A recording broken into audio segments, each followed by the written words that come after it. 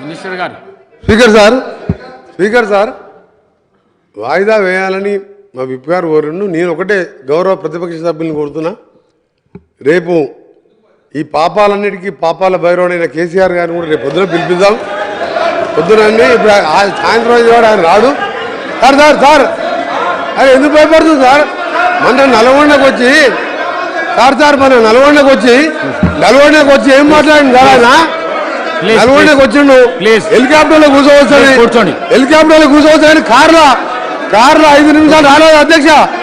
కార్లో legislation LA minister గారు అన్న గౌరవ ప్రతిపక్ష సభ్యులను కోరుతా ఉన్నాను. నేను చెప్తాను సార్. ఇప్పుడు సార్ మా ఐలయ్య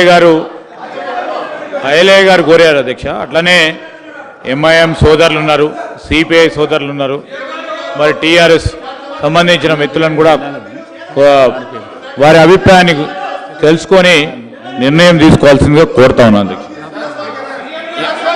ఎంఐఎం